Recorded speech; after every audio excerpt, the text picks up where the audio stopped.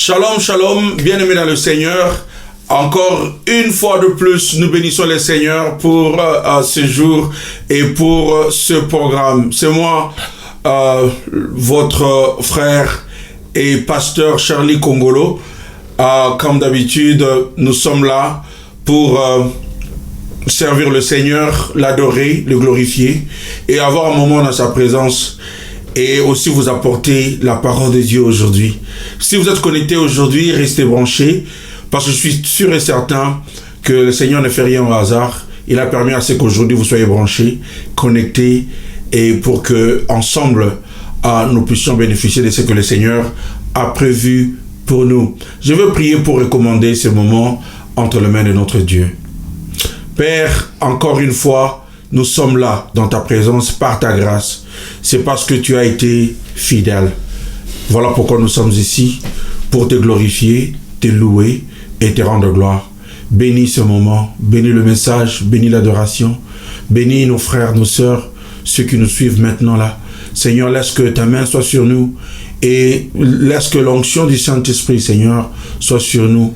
Nous voulons sentir ta présence alors que nous t'adorons et alors que nous demeurons dans ta présence. Et laisse que tout un chacun, là où ils sont, sentent également ta présence, ta main dans leur vie. Nous recommandons ce moment entre tes mains, Père, au nom de Jésus-Christ. Amen. Amen. Ouvrons notre programme avec les chants de louange et les chants d'adoration.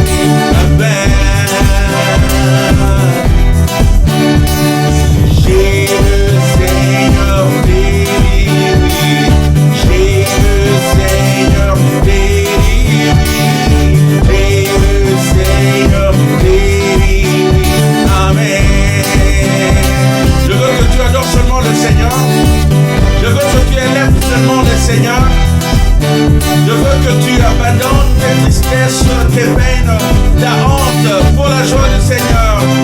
Alléluia. Oh Seigneur, je veux te dire oui. Je veux te dire oui. Merci pour la joie que tu nous apportes. Merci pour la joie que tu nous donnes. Au-dessus de tout, au-dessus des maladies, des souffrances, des peines, de la honte, tu nous donnes la joie du Seigneur, la joie du Seigneur, la joie de l'Éternel est notre force, la joie de Dieu est notre force. Oh notre Dieu, nous élèvons ton trône au-dessus de tout, nous élèvons ton trône au-dessus de nos maladies, nous élèvons ton trône au-dessus de nos souffrances, car Seigneur, toi seul et te lever au-dessus de Dieu. Nous bénissons ton nom, nous bénissons ton nom. Gloire à toi Seigneur. Gloire à toi notre Dieu. Gloire à toi l'Éternel des armées, le Dieu qui combat nos combats, le Dieu qui nous élève, le tout-puissant Dieu. La terre est ton marchepied, le ciel est ton trône. Tu règnes dans les cieux, sur la terre et sous la terre, et tu fais la loi sur toutes choses. Tu es digne, tu es digne. Alléluia. Bénissons le Seigneur. Je suis pressé, mais debout, persécuté à genoux, attaqué certains jours. Mais en Dieu je suis vainqueur, car sa promesse durera toujours, et sa joie sera ma force. Si la tristesse m'assaille la nuit, la joie viendra le matin. J'abandonne mes tristesses, j'abandonne mes peines, je les laisse tomber pour la joie du Seigneur.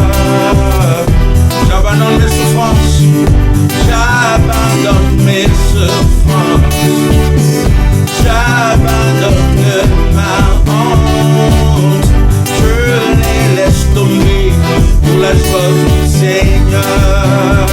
Je veux Seigneur, j'ai le Seigneur délivré, j'ai le Seigneur délivré, j'ai le Seigneur délivré, amen. Je veux Seigneur te dire oui, j'ai le Seigneur délivré, j'ai le Seigneur délivré, j'ai le Seigneur délivré, amen. La la la la la la la la la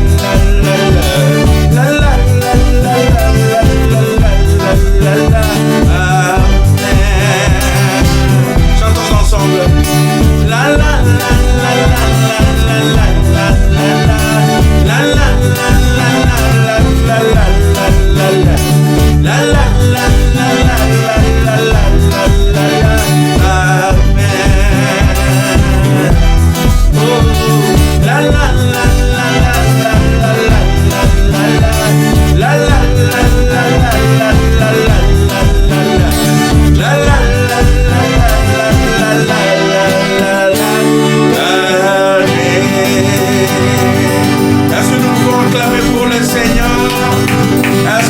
acclamer pour ton Dieu?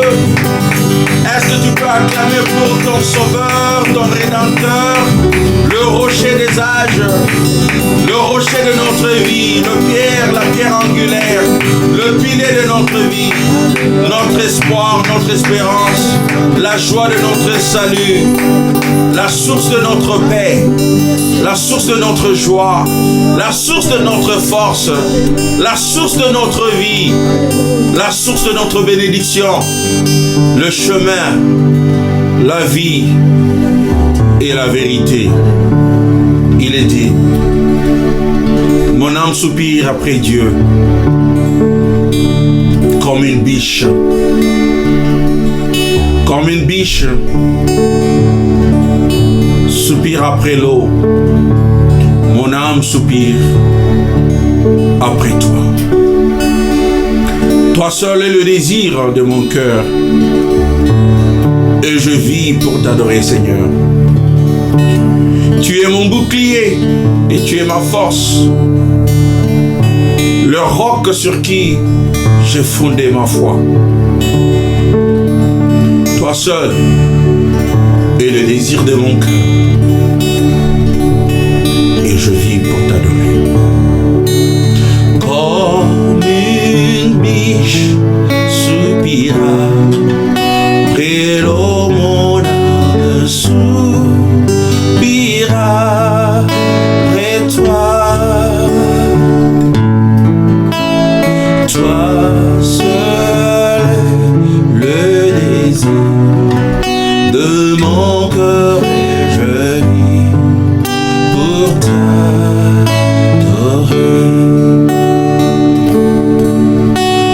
Comme une biche soupira près l'eau, mon âme soupira près toi.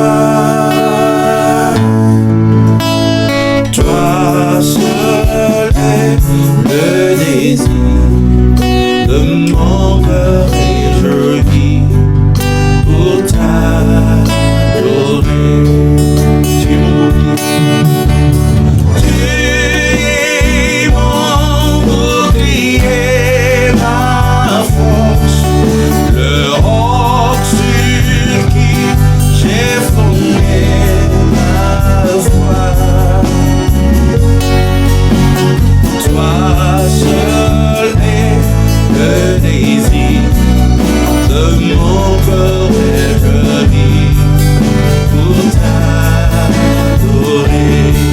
Tu es mon bouclier, tu es mon bouclier, ma force, le roc sur qui j'ai fondé ma foi. Toi seul est le désir de mon cœur et je vis pour t'adorer.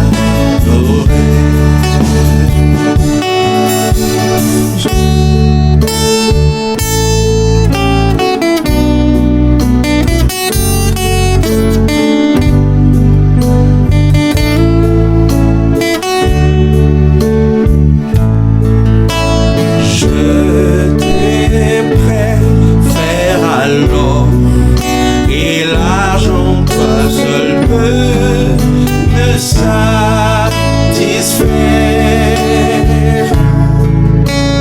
Toi seul est la source de ma joie et je vis pour t'adorer. Je te préfère.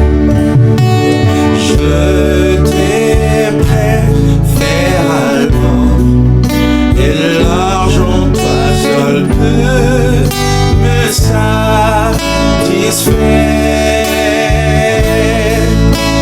Toi seul est la source de ma joie et je vis pour t'adorer. Tu es mon bouclier. Le roc sur qui j'ai fondé ma foi. Toi seul est le désir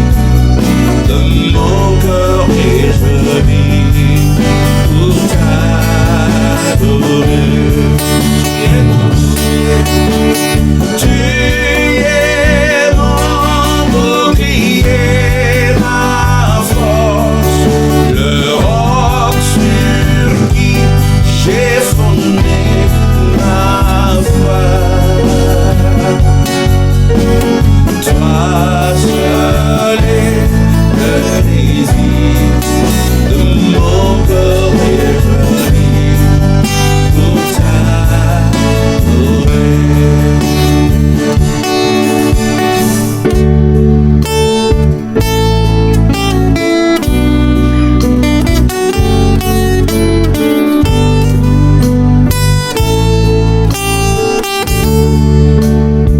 Tu es mon frère. Tu es mon frère et tu es mon ami, quoi que tu sois le roi. Je t'aime plus que tous et plus que toutes choses, mon confident. Tu es mon frère et mon ami. Tu es mon frère et tu es mon ami, quoi que tu sois le roi. Je t'aime plus que tous et plus que toutes choses, mon confident.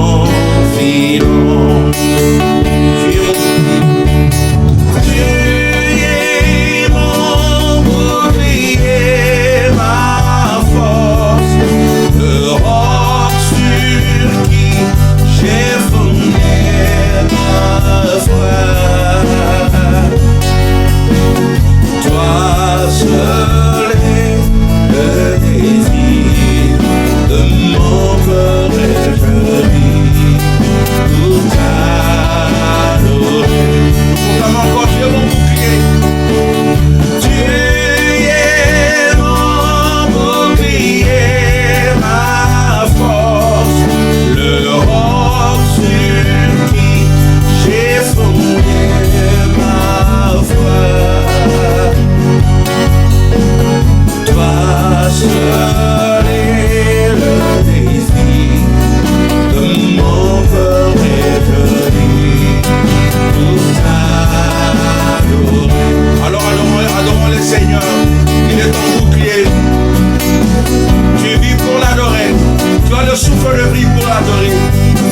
Alléluia, Seigneur, nous t'adorons. Tu es bon pour t'adorer, Seigneur. Tu es salut, tu es tel un bouclier pour nous. Tu es tel un roi, tu es tel un roi.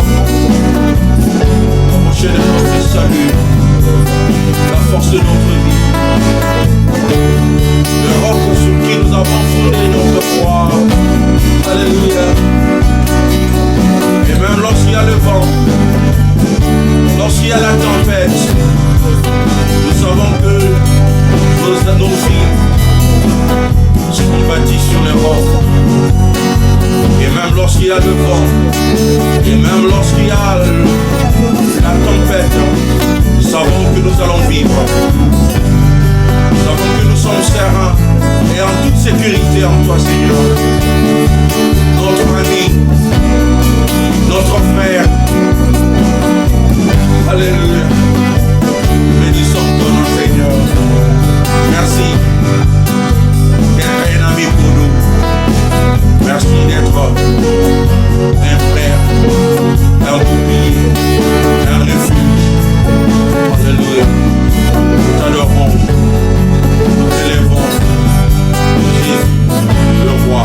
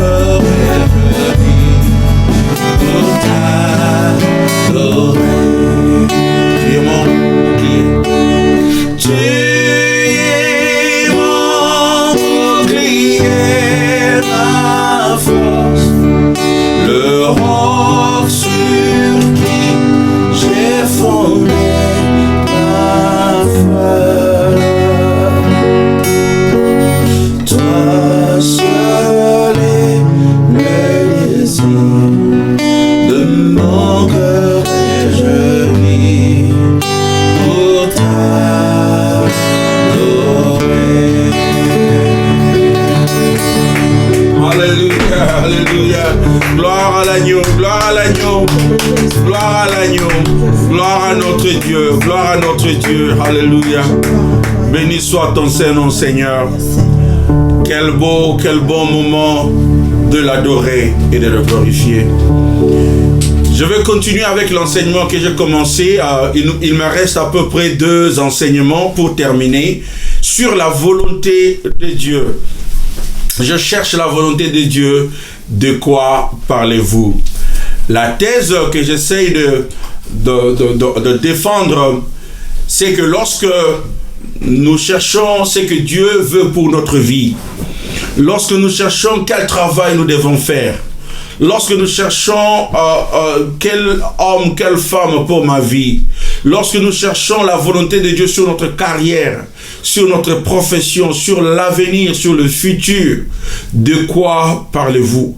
Parce que Dieu nous a montré dans sa parole 3 sortes de volontés. Sa volonté souveraine qui consiste à ce que nous ne pouvons pas comprendre pourquoi Dieu fait des choses qu'il fait, pourquoi il nous a créés tels que nous sommes. Dieu est souverain et il n'a pas besoin de notre conseil pour certaines matières dans notre vie. Et nous avons aussi la volonté de Dieu qui est révélée dans sa parole de manière générale.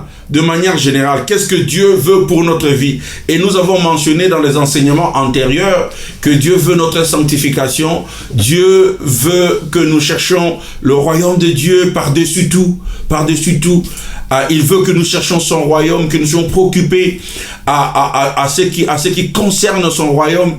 Et ça, c'est la volonté de Dieu qui est révélée dans sa parole. Et nous connaissons cette vérité. Mais lorsqu'il s'agit des détails dans notre vie, Dieu ne nous dit pas quel homme avec qui nous devons nous marier, quel travail nous devons faire, quelle profession nous devons prendre. Parce que ce ne sont pas là les questions qui sont les plus importantes à Dieu.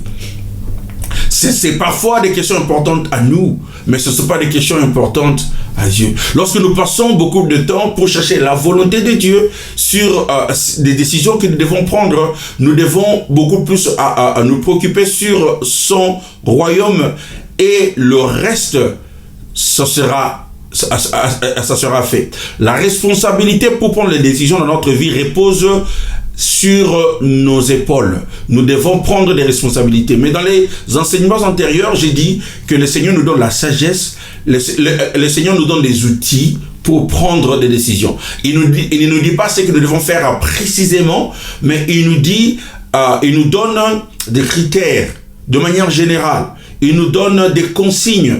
C'est ce que nous devons prendre en compte lorsque nous prenons des décisions. Et si vous avez manqué ces enseignements, vous pouvez toujours aller sur ma chaîne YouTube Pasteur Charlie Congolo et vous allez trouver ces enseignements. Je cherche la volonté de Dieu. De quoi parlez-vous? Il y a la première partie, deuxième partie, troisième partie, quatrième partie. Aujourd'hui, c'est la 5e ou l'avant-dernière, la 5e partie. La 5e partie, sur la volonté de Dieu, je vais me focaliser sur le mariage. Je vais me focaliser sur le mariage. Parce qu'il semble que se marier devient de plus en plus difficile. Et que les gens, les hommes et les femmes s'engagent de moins en moins pour le mariage. En 1965, l'âge moyen au premier mariage était d'un peu moins de 23 ans pour les hommes et de moins de 21 ans pour les femmes. En 2017, l'âge moyen des hommes pour se marier pour la première fois était de 38 ans, tandis que celui des femmes était de 35 ans. Alors, regardez la différence. En 1965, les hommes la moyenne d'âge était 23 ans pour le mariage. Et il y a 3 ans, l'âge moyen pour le mariage, c'est 38 ans. Donc, quelque part, 38 ans pour les hommes.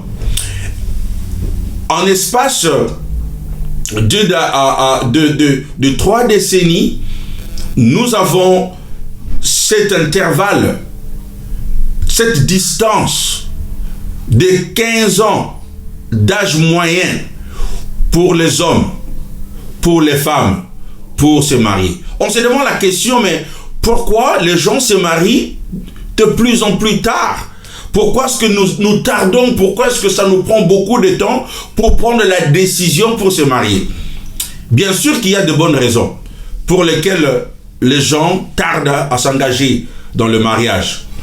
Parmi les raisons, il y a l'éducation. Aujourd'hui, les hommes, les femmes étudient un peu plus longtemps par rapport à 30 années passées ou 40 ans passés. C'est une bonne raison. Les gens étudient un peu plus longtemps et se focalisent sur leur éducation. Il y a aussi des raisons de carrière. Les hommes et les femmes se focalisent peut-être un peu plus sur leur carrière, leur carrière professionnelle que sur dans le mariage. Mais il y a aussi d'autres raisons. Par exemple, nous avons un peu plus aujourd'hui, nous avons un peu plus de choix que 30 ans passés ou 40 ans passés. À 40 ans passés, il n'y avait pas l'Internet et les gens très souvent se mariaient en communauté, là où ils vivaient. Ils n'avaient pas aussi de possibilité d'explorer le monde comme nous aujourd'hui. Aujourd'hui, les jeunes gens, ils explorent le monde. Nous voulons explorer le monde. Nous voulons prendre notre temps pour explorer le monde. Ça c'est une raison pour laquelle les gens ne s'engagent pas trop vite au mariage. Ils veulent d'abord explorer le monde. Et puis, parce qu'ils ont aussi beaucoup de choix. Il y a tant d'hommes, il y a tant de femmes.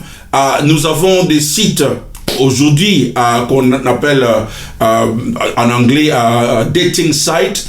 Je me rappelle, je ne sais pas trop bien en français ça s'appelle comment, mais les sites des rencontres, des sites des rencontres où vous avez des profils, vous avez autant de femmes, de filles, des hommes qui sont des candidats potentiels, et ça nous prend du temps pour prendre la décision, parce que devant ce grand marché, on ne sait pas qui est l'homme ou la femme de notre vie.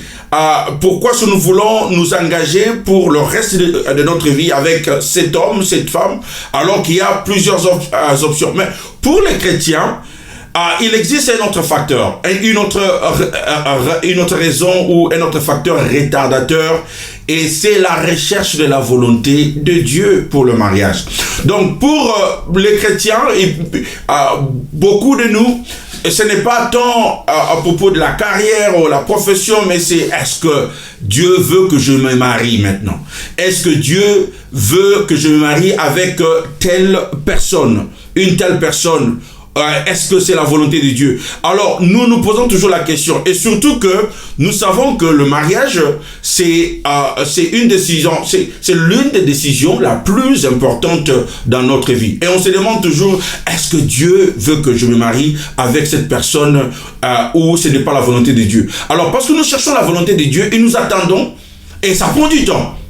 C'est une raison, la recherche de la volonté de Dieu. Voilà pourquoi je parle du mariage dans la volonté de Dieu. Lorsque nous disons que je cherche la volonté de Dieu, de quoi parlez-vous? Lorsque vous cherchez la volonté de Dieu pour le mariage, de quoi parlez-vous? Parlez-vous de je veux que le Seigneur me montre si celui-ci, celle-ci, c'est ma femme ou mon homme. Mais comment vous allez savoir? Comment vous saurez que celui-ci, celle-ci, c'est vraiment ma femme ou l'homme de ma vie? Et très souvent, nous n'avons pas de signes, absolument pas de signes. Nous avons entendu des signes ou que le Seigneur fasse quelque chose, il n'y a rien. Voilà pourquoi la thèse de mon message, c'est que Dieu nous place devant la responsabilité pour prendre des décisions. Et c'est notre responsabilité de choisir l'homme ou la femme de notre vie. Mais Dieu nous donne des outils pour être en mesure de faire un bon choix ou de prendre une décision. La première des choses, le premier outil que Dieu nous a donné, ce sont les Écritures. La Bible ne nous dit pas avec qui nous allons nous marier. Absolument pas. La Bible ne nous dit pas où est-ce que nous allons travailler. Quelle profession nous devons prendre? La Bible ne peut pas être spécifique sur cette décision dans notre vie. Mais la Bible nous dit quelque chose à propos du mariage. Alors nous devons observer qu'est-ce que la Bible nous dit à propos du mariage et tenir compte de ce que la Bible dit à propos du mariage, et le reste ça tombe sur nos épaules. Et nous devons prendre la décision. La Bible nous dit que les chrétiens, où le mariage doit être entre un homme et une femme. Ça nous connaissons. Entre un homme et une femme. Donc, si je suis un homme, je trouve une femme, déjà, la Bible me dit que ça va. Donc, la Bible interdit le mariage entre homme et homme et femme et femme. Et la Bible nous dit aussi que les chrétiens doivent épouser des chrétiens.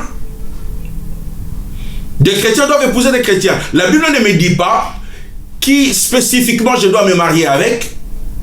La Bible me dit que je dois me marier avec une chrétienne ou une chrétienne ou un chrétien. Malachie chapitre 2 verset 11. Malachie chapitre 2 verset 11. La Bible dit, le peuple de Juda a été infidèle et l'on a perpétré une abomination en Israël et à Jérusalem. Juda a profané le sanctuaire de l'Éternel, le lieu qu'il affectionne. Des Judéens ont épousé des étrangères adorant d'autres dieux. Dieu ne nous encourage pas à nous marier à une personne qui n'est pas chrétienne. Et nous devons nous rassurer que la personne avec qui nous nous marions, il est chrétien. Ça, c'est la volonté de Dieu. Et ça, c'est la volonté révélée de Dieu. Dieu ne nous dit pas spécifiquement si c'est Mariette, si c'est Jean, si c'est Clarisse, si c'est Paul. Dieu ne nous dit pas et ne vous dira pas. Mais Dieu vous dit, mais rassurez-vous qu'il est ou qu'elle est chrétienne. Nous ne pouvons pas nous marier avec quelqu'un qui n'est pas chrétien. 1 Corinthiens chapitre 7 verset 39. La version la Bible du Semeur. 1 Corinthiens chapitre 7 verset 39. La Bible dit un dernier mot. Une femme demeure liée à son mari aussi longtemps qu'il vit. Mais si le mari vient à mourir, elle est libre de se remarier avec qui elle veut. À condition, bien entendu, que ce soit avec un chrétien. La Bible dit que une femme peut se marier avec n'importe quel homme lorsque son mari est mort. Mais à condition, bien entendu, que cet homme soit chrétien. Donc nous pouvons assumer que la Bible dit, à condition que cette femme soit chrétienne, si c'est l'homme qui a perdu la femme. Donc la Bible nous encourage à nous marier avec des chrétiens. 2 Corinthiens chapitre 6 verset 14 nous dit encore, ne vous mettez pas avec des incroyants sous un joug qui n'est pas celui du Seigneur. En effet, ce qui est juste peut-il s'unir à ceux qui s'opposent à sa loi? La lumière peut-elle être solidaire des ténèbres? Est-ce que la lumière peut s'associer aux ténèbres? Ici, la Bible parle de gens qui ne sont pas des chrétiens. La Bible dit qu'ils ne sont pas dans la lumière. Et nous qui avons reçu Jésus, nous qui sommes des chrétiens, nous sommes dans la lumière parce que Jésus est notre lumière. Nous ne pouvons pas nous placer sous le même joug. Nous ne pouvons pas nous placer sous la même autorité. En d'autres termes, Dieu est le fondateur, l'auteur du mariage. Et lorsque nous nous marions à un chrétien. Pourquoi? Parce que nous voulons que notre mariage soit soumis à l'autorité du Seigneur. Et lorsque je suis chrétien et je me marie à un non-chrétien, ça veut dire que nous n'allons pas nous placer nous deux sous la même autorité, la même seigneurie. Alors nous devons nous rassurer que nous nous plaçons tous sous la même autorité et c'est l'autorité du Seigneur. Ça c'est très important et très souvent nous aimons ne pas tenir compte de ce conseil. Mais nous cherchons la volonté de Dieu. Mais c'est cela la volonté de Dieu. Dieu ne nous dit pas spécifiquement avec qui. Ça peut être Clarisse, ça peut être Monsieur X ou bien Madame Y. Ça peut être n'importe qui. Mais la Bible dit il doit être chrétien. Et quand la Bible dit qu'il doit être chrétien, nous devons nous rassurer qu'il est vraiment chrétien. Pas des gens qui jouent seulement. Parce que nous devons toujours regarder la vie. Regarder le témoignage de la personne. Regardez là où il se tient avec le Seigneur. Et nous ne devons pas oublier qu'il y a certains de nous qui sont venus à des nations chrétiennes, où presque tout le monde, presque 90-99% des gens se réclament des chrétiens. Nous devons toujours nous rassurer que c'est vraiment un chrétien. Parce qu'il y a une chose de se dire, ou de confesser que je suis chrétien, mais en réalité, on ne l'est pas. Est-ce qu'on suit les enseignements du Seigneur? Est-ce qu'on essaye de marcher selon les voies du Seigneur? Est-ce qu'on essaye de glorifier le Seigneur? En fait, il faut regarder dans la vie de la personne comment il marche chaque jour dans sa vie pour se rassurer qu'il est chrétien. Il y a des gens qui disent, oh voilà, il y a le mariage des non-chrétiens, d'un chrétien avec non-chrétien qui marche. Bien sûr que vous pouvez toujours trouver des cas comme ça. Vous pouvez toujours trouver des cas d'un couple, d'un chrétien et non-chrétien qui marche. Il y en a. Il peut y avoir. Mais ce n'est pas le modèle biblique. Ce n'est pas le modèle biblique. Ce n'est pas ce que la Bible nous recommande. Nous ne pouvons pas prendre un cas et en faire notre exemple. Notre exemple, la Bible nous dit, un chrétien doit se marier à un chrétien. Un point. Alors, s'il y a un couple d'un chrétien et non-chrétien qui marche, tant mieux. Tant mieux. Mais ce n'est pas le modèle biblique, ce n'est pas ce que Dieu nous recommande. Donc, les chrétiens doivent être doivent faire attention à cela. Et Dieu nous a donné ce principe général pour prendre une décision. Mais la Bible nous met aussi la Bible nous met aussi en égard. La Bible nous dit que nous devons faire attention, nous devons être prudents avant d'épouser quelqu'un qui a divorcé. Nous devons être prudents avant d'épouser quelqu'un qui a divorcé. Il y a plusieurs raisons.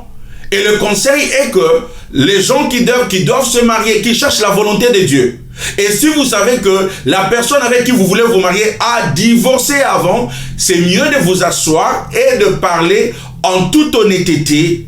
Quel était le problème? Qu'est-ce qui s'est passé? Et très souvent, on s'en fout. Très souvent, on veut rien savoir. Ou parfois, on se ment. On ne dit pas la vérité. Mais il est très important de faire attention avant de se marier avec quelqu'un qui a divorcé. Mais il y a quelques conseils bibliques. La Bible nous dit que si le divorce n'a pas eu lieu pour des raisons bibliques, par exemple, l'immoralité sexuelle, comme la Bible nous dit dans Matthieu chapitre 19, verset 9, ou l'abandon par un conjoint non croyant, comme nous le voyons dans 1 Corinthiens chapitre 7, verset 15, alors la Bible nous dit, Jésus dit que vous commettez l'adultère parce que vous épousez quelqu'un qui devait être encore marié à son conjoint. Ce que la Bible nous dit est que si les deux personnes étaient des chrétiens, hommes et femmes étaient chrétiens et s'étaient mariés, ils se sont engagés à rester dans le mariage pour le reste de leur vie. Et cette alliance-là demeure. Si l'un d'eux prenait la décision de divorcer, la Bible dit que vous ne pouvez divorcer que pour la raison de l'immoralité sexuelle. Et si cela est le cas, ou l'abandon, la Bible dit le deuxième cas, l'abandon d'un conjoint qui n'est pas chrétien. Ça veut dire un couple, en fait, l'un de vous se convertit au christianisme et l'autre, il reste un croyant et il vous dit, je ne veux plus de vous. Je ne veux pas me marier à un chrétien, je ne veux pas rester avec vous. Alors, en ce moment-là, bibliquement parlant, le divorce est valide. Donc la Bible nous dit que le divorce est valide dans deux cas, l'immoralité sexuelle et l'abandon par un conjoint non croyant. Mais nous savons qu'en pratique, le divorce s'est fait pour d'autres raisons. Et nous ne pouvons pas nier le fait que à un moment donné, deux personnes deviennent incompatibles et elles ne peuvent pas vivre ensemble pour des raisons que nous ne pouvons pas comprendre et que seul le couple peut comprendre. Et nous devons aussi accepter le fait qu'en pratique, ces gens ne vont pas rester toute leur vie sans se remarier. Ils vont se remarier. Elles vont se remarier. Mais ce que je suis en train d'insister ici, c'est que les deux personnes doivent s'asseoir pour parler avec toute honnêteté et sincérité de ce qui s'est passé. Parce que vous ne voulez pas la répétition. Vous ne voulez pas la répétition. Ce n'est pas normal pour quelqu'un de divorcer 10 fois, de divorcer 40 fois. Bon, j'exagère, mais 3 fois, 4 fois, là, ça commence à devenir un peu anormal. Ça commence à devenir un peu anormal. Ça veut dire qu'il y a des gens qui ont des problèmes dans leur vie. Et ils doivent faire face à leurs propres problèmes avant de s'engager au mariage. Mais lorsqu'ils s'engagent au mariage, si vous n'avez pas essayé de découvrir ou de savoir ce qui se passe dans leur vie, vous allez vous engager dans le mariage et vous retrouver dans la même merde. Voilà pourquoi la Bible nous encourage à faire attention. À faire attention et à examiner, à poser des questions. Et souvent nous avons peur de poser des vraies questions. Qu'est-ce qui s'est passé entre vous? Pourquoi vous avez divorcé? Il ne faut pas seulement écouter un son de cloche. Il faut écouter aussi de l'autre. Il faut essayer de savoir. Il faut essayer de savoir. Parce que vous ne savez pas exactement ce qui s'est passé entre les deux. Et je ne crois pas que il y aura peu de gens qui vont venir et dire que vraiment, je suis fautif. C'est ma faute. C'était ma faute. On essaie toujours de blâmer l'autre. On essaie toujours de dire, oh, mais c'est pas moi, moi ça va. Mais c'est toujours l'autre. C'est toujours l'autre. C'est pas, en fait, c'est pas moi. Donc, la Bible nous montre, et je suis en train de vous dire, pour prendre la décision sur le mariage, nous devons examiner les Écritures. Et je viens de vous montrer ce que les Écritures disent à propos du mariage. Les Écritures nous donnent des principes et des outils pour prendre la décision. Vous devez maintenant examiner si Paul, devant vous, est-ce qu'il remplit les critères que la Bible vous dit. Parce que Dieu ne vous dira pas si c'est Paul ou si ce n'est pas Paul. Si c'est Pierre ou si c'est pas Pierre. Si c'est Matthieu ou c'est pas Matthieu. Si c'est Jacques ou non. Si c'est Paulette ou Dieu, la Bible ne va pas vous dire ça. C'est à vous-même d'examiner.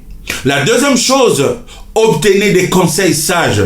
Demandez. La plupart des gens qui s'engagent et qui veulent se marier ne demandent pas. Certains d'eux, ou la plupart d'eux ne demandent pas de conseils et ils s'en foutent de ce que les autres pensent. Mais si vous êtes vraiment un bon chrétien et si vous voulez prendre une bonne décision dans votre vie, vous devez toujours poser des questions aux amis, poser des questions à ceux qui sont matures, poser des questions à votre responsable spirituel, poser la question, demandez à votre pasteur, consultez les amis, demandez aux parents, demandez-leur. Qu'est-ce qu'ils pensent de ce mariage-là? Vous voient-ils grandir et vous épanouir lorsque vous êtes ensemble avec cette personne-là? Ou ont-ils l'impression que vous êtes de mauvaise humeur ou frustré lorsque vous êtes ensemble? Plus important encore, qu'en pensent-ils vos parents? Qu'en pensent vos parents? Qu'en pensent vos parents? Il est vrai que parfois les parents s'opposent au mariage pour toutes les mauvaises raisons, mais nous devrions essayer de les amener avec nous et de les écouter quand ils ne sont pas enthousiasmés par notre petit ami ou par notre petite amie. Nous devons amener la personne avec qui nous devons nous marier chez nos parents, chez nos frères, nos sœurs, nos familles. Restons ensemble, parlons seulement. Vous savez, les amis, les parents, quelqu'un va voir quelque chose. Si c'est vraiment la volonté de Dieu, vous aurez la confirmation. Vous aurez des gens qui ne verront pas de problème pour ce mariage-là. Mais il ne faut pas que ça soit seulement entre vous deux. Et si vous avez vos parents, si vous avez vos frères, vos sœurs qui sont un peu alarmés et ne sont pas trop enthousiasmés à propos de votre relation, alors Dieu est en train de vous dire quelque chose. Dieu est en train de vous envoyer un message. Comme je l'ai dit, Dieu ne va pas vous dire c'est lui ou c'est pas lui. Écoutez les conseils. Dieu est en train de vous guider et de vous dire quelque chose.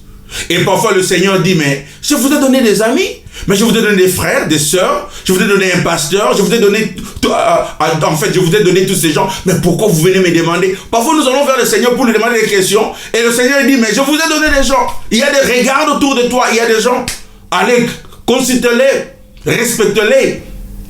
La troisième étape, priez. Priez. Lorsque vous priez, ne demandez pas à Dieu, Seigneur, quelle est ta volonté? J'insiste sur ça. Parce que le Seigneur ne va pas vous dire que c'est lui ou c'est pas lui. Le Seigneur ne va pas vous dire. Mais lorsque nous prions pour que le Seigneur nous donne de bons motifs pour le mariage. Nous devons avoir de bons motifs, de bonnes motivations pour le mariage. Vous ne voulez pas vous marier à cause du plaisir, ou à cause du désir, ou à cause de l'argent. Il y a des gens qui se marient à cause des finances. Ils ont des problèmes pour payer la maison, ils ont des problèmes, ils ont des dettes, ainsi de suite. Et ils se disent, oh, si je me mariais, si j'avais un homme ou si j'avais une femme, on peut s'aider financièrement pour payer la maison ou pour payer les dettes, ainsi de suite. Ça, ce sont des mauvais motifs pour se marier. Alors, lorsque nous prions que le Seigneur nous donne de bons motifs pour le mariage. Qu'il nous donne de bons motifs pour le mariage. Nous ne devons pas nous marier par peur de rester célibataire non plus. Vous ne voulez certainement pas vous marier pour contrarier ou prouver à une ex-petite amie ou montrer à un ex-petite ami que vous êtes désirable après tout. Vous ne voulez pas vous marier pour vous prouver ou pour prouver quelqu'un que vous êtes aussi désirable ou vous pouvez parce que vous avez été rejeté avant. Ça, ce sont des mauvais motifs. Donc, le Seigneur ne vous dit pas qui vous devez vous marier, mais le Seigneur veut que vous priez que vos motifs soient corrects. Dans tout ce que vous êtes en train de faire, examinez vos motifs. Pourquoi est-ce que vous le faites? Le motif doit être correct, doit être bon. Je le fais parce que la Bible dit, il n'est pas bon qu'un homme soit seul. Et je vais glorifier le Seigneur dans mon mariage. Et l'apôtre Paul même dit que si vous voulez rester célibataire, c'est mieux. Mais si vous remarquez que vous brûlez, ça veut dire que vous ne pouvez pas vous contenir. Alors il faut vous marier. Parce que c'est mieux de vous marier et de vivre dans la piété que de ne pas se marier et de continuer à vivre dans l'adultère. Et en vivant dans l'adultère, vous êtes en train de vivre en dehors de la volonté de Dieu, une volonté exprimée clairement par Dieu. Alors pour honorer le Seigneur, nous nous marions. Pour glorifier le Seigneur, nous nous marions. Pour que son royaume soit glorifié, nous nous marions. Donc demandez à Dieu qu'il vous aide à être honnête sur qui vous êtes et que vous puissiez aussi connaître l'autre personne pour qui elle est vraiment. Enfin, priez moins que Dieu vous montre qui est le bon mari ou la bonne femme, mais plutôt priez plus pour être un bon mari ou une bonne femme. Très souvent, nous prions que le Seigneur nous donne une bonne femme, que le Seigneur nous donne un bon mari. Mais est-ce que nous pouvons passer plus de temps pour prier pour que le Seigneur fasse de nous un bon mari? Passez plus de temps à prier sur vous, sur votre honnêteté, que le Seigneur enlève le mensonge, que le Seigneur enlève l'hypocrisie, que le Seigneur enlève ce caractère, ce trait de caractère en nous, qui peut faire à ce que ce mariage-là échoue. Tu es plus important dans ta prière que l'autre sexe. Et demandez au Seigneur de vous donner quelqu'un de bon. Lorsque vous vous concentrez sur votre vie, sur les traits de votre caractère, lorsque vous rencontrez la personne, tout ira mieux parce que vous êtes préparé. Voilà pourquoi nous devons oublier où nous devons enlever notre liste de 17 choses dont nous avons besoin chez une femme ou chez un mari. Mais plutôt, dressez-vous une liste de 17 choses dont vous avez besoin pour être le meilleur mari ou la meilleure femme. Moi, c'est ça ce que je cherche dans un homme. Moi, c'est ce que je cherche dans une femme. On se concentre toujours moi, j'ai une liste des hommes et on regarde les critères. Nous voulons voir les critères chez les autres. Mais est-ce que nous pouvons nous concentrer sur nous-mêmes? Voilà pour les raisons pour lesquelles nous prions. Tu ne pries pas que le Seigneur te montre si c'est telle ou telle personne. Mais tu pries pour que le Seigneur fasse de vous une bonne personne, un bon mari, une bonne femme, et que le Seigneur vous donne des motifs corrects. Et la quatrième chose, n'oubliez pas de prendre une décision. Voilà, je parlais des Écritures, vous avez lu la parole de Dieu, vous connaissez ce que la parole de Dieu dit au sujet du mariage, vous avez demandé conseil, vous avez entendu ce que les gens ont dit, et vous avez prié que le Seigneur vous donne des bons motifs pour que le Seigneur fasse de vous un bon mari, une bonne femme. Maintenant, la quatrième chose, prenez une décision. N'oubliez pas de prendre une décision, mon frère et ma soeur. N'oubliez pas de prendre une décision. Si vous aimez une fille et que vous êtes tous les deux chrétiens et que vos amis et votre famille ne sont pas alarmés et qu'elle vous aime en retour, vous devriez probablement vous marier. Dieu ne va pas vous dire où pointer le doigt, que c'est lui ou c'est elle. Vous avez fait ces trois choses, alors prenez une décision. La décision est la vôtre. C'est cela la thèse que je continue à insister. Nous prenons le temps et nous tardons à prendre la décision. La décision est la nôtre. C'est à nous de pointer et de dire c'est Jacques. C'est à nous de pointer et de dire c'est Marie. C'est à nous de pointer. Je vais donc être clair. Il n'y a rien de mal à être célibataire. Absolument pas. Mais il y a quelque chose de mal à attendre que Dieu prenne une de vos côtés ou que Dieu prenne une de vos côtes pour en faire une femme. Il l'a fait une fois pour Adam, mais il ne le fera pas pour vous. Peu importe qui vous épousez, ce sera toujours très difficile. Ce sera toujours très difficile. Parce que très souvent, nous croyons que si nous épousons la femme qui est la volonté de Dieu, l'homme qui est la volonté de Dieu, ça sera facile. Absolument pas. Croyez-moi, ça sera toujours difficile. Ça sera toujours difficile. Donc, il y a de merveilleuses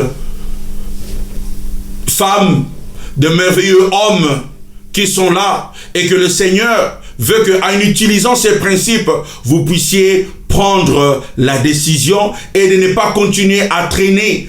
On doit arrêter de traîner tous les soirs sans jamais préciser nos intentions.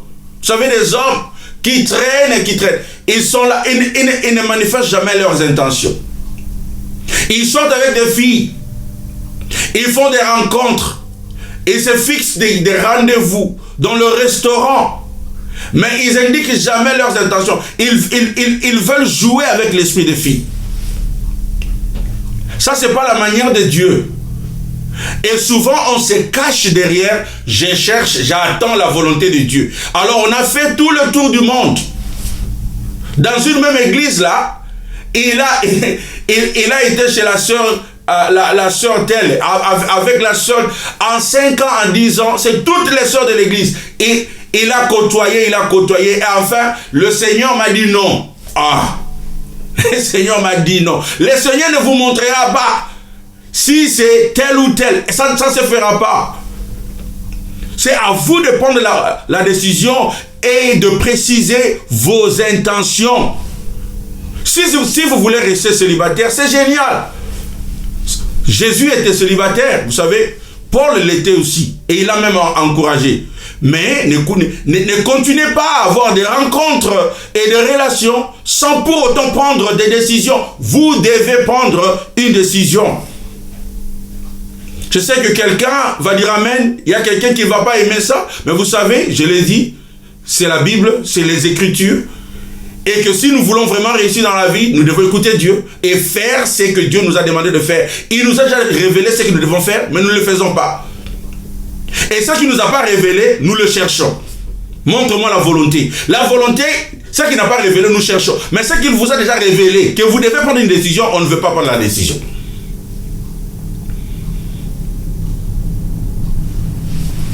Il n'y a rien de mauvais, comme je l'ai dit, à être célibataire. Vous pouvez toujours être célibataire.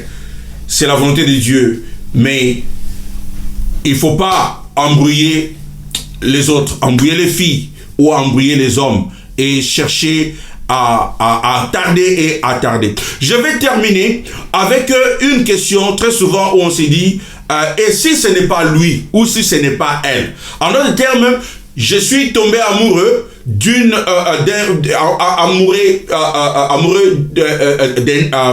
fille ou amoureuse d'un homme, mais si ce n'est pas lui ou si ce n'est pas elle, on se pose toujours cette question. Alors je vais répondre à ça avant que je termine. Je vais dire que oui, dans la providence secrète de Dieu, Dieu a choisi la bonne personne pour vous. Dans la providence secrète de Dieu, Dieu connaît qui est la bonne personne, mais il ne vous dit pas. Et oui, une fois que vous rencontrez la personne de vos rêves, la personne de votre vie, vous ne voudrez plus être avec personne d'autre. Il sera le seul pour vous. Mais écoutez, ne pensez pas qu'il n'y ait qu'une seule personne sur toute la terre avec qui vous pourriez être marié. Vous n'êtes pas à la recherche de cette pièce de puzzle qui se fusionnera avec la vôtre. Souvent nous disons, vous me complétez. Oh, on cherche quelqu'un qui va nous compléter. Ça sonne romantique. Mais ce n'est pas vrai. Oui, les hommes et les femmes sont conçus pour s'appuyer les uns sur les autres dans le mariage. Cependant, la formule biblique du mariage n'est pas une demi-personne. Plus une demi-personne équivaut à un puzzle complet d'une personne. Non, les mathématiques de la Genèse disent qu'un plus 1 est égal à 1. Genèse chapitre 2, verset 24. Ça veut dire qu'une personne complète plus une personne complète égale une personne complète. Voilà ce que la Bible dit. Alors quand on dit que la personne me complète, en d'autres termes, il n'y a qu'une seule personne sur cette terre qui va me compléter. Ça c'est faux. Parce que vous n'êtes pas une demi-personne. Nous sommes de personnes entières et de personnes complètes. Donc lorsque nous nous marions, la Bible dit 1 plus 1 égale à 1. Ça veut dire que je suis déjà complet et une autre personne, elle est déjà complète. Nous nous marions et la Bible dit le magie de Dieu. Ou la magie de Dieu plutôt. Nous devenons un en esprit. Et voilà pourquoi nous faisons toujours cette erreur. Nous croyons qu'il n'y a qu'une seule personne qui peut compléter le puzzle dans notre vie. Le mariage, c'est pas comme ça. Nous avons des pièces et il n'y a qu'une seule pièce qui manque pour compléter le puzzle. Alors nous cherchons cet homme, nous cherchons cette femme-là pour venir compléter ce puzzle-là et le puzzle sera complet. Absolument pas. La Bible dit que le puzzle est déjà complet. C'est déjà complet. Et cela me dit qu'il n'y a pas qu'une seule personne sur cette terre qui va vous rendre heureuse. Il n'y a pas qu'une seule personne. Il y a plusieurs personnes qui peuvent vous rendre heureux. Il y a plusieurs personnes. Pourquoi? Parce qu'il n'y a rien qui manque dans votre vie. Si vous croyez qu'il y a quelque chose qui manque dans votre vie, alors vous devez prier le Seigneur qu'il complète cela avant de vous marier. Parce que si vous vous mariez, vous n'êtes pas complet. Alors il y aura des problèmes parce que vous serez déçu que l'autre personne ne va pas vous compléter. L'autre personne ne va pas vous compléter. Et voilà pourquoi il y a beaucoup de mariages qui échouent parce qu'on s'attend à ce que l'autre nous complète. Lorsque Adam a vu Ève, il a dit, voici cette fois-ci l'os de mes os, la chair de ma chair. Lorsqu'il a dit ça, il ne disait pas en termes de Ève, il vient me compléter, mais il le disait en termes de nous sommes de la même nature. Voici cette fois-ci quelqu'un qui me ressemble. Quelqu'un qui me ressemble. Et vous savez qu'à cette époque-là, il n'y avait pas d'autres femmes. Il n'y avait qu'une seule femme. Donc, il n'y avait que sur cette terre, il n'y avait que Ève qui était de la même nature qu'Adam. Et aujourd'hui, nous avons plusieurs femmes et hommes qui sont de même nature que nous. Donc, il n'y a pas qu'une seule personne qui puisse nous compléter ou qui puisse faire notre joie ou qui puisse nous donner du plaisir. Voilà pourquoi nous tardons à prendre la décision. Bien que nous avons vu une sœur, nous avons vu un frère et nous savons qu'il est chrétien, elle est chrétienne, elle est amoureuse de nous, nous l'aimons et même nous on s'est dit, mais si je m'engageais et si ce n'était pas lui, il n'y aura pas d'autre. Et même si ce n'est pas lui, même si vous changez, en d'autres termes, si vous êtes bien avec le Seigneur, si vous avez prié, si vous avez considéré des conseils, si vous avez lu la parole de Dieu, vous allez vous rendre compte qu'il y a plusieurs personnes, il y a plusieurs femmes, il y a plusieurs hommes qui peuvent vous rendre heureux. La chose la plus principale est que vous soyez amoureux l'un de l'autre, vous soyez chrétien, vous aimez le Seigneur, vous obéissez le Seigneur et que votre famille, les amis, ils vous ont vu, ils voient que vous pouvez marcher ensemble et que en fait vous grandissez ensemble. C'est ça, ce qui est la chose la plus importante. Alors, mes frères et sœurs, prenons une décision. Décidons-nous. Soit de rester célibataire, parce que c'est un appel et un ministère que Dieu nous a donné.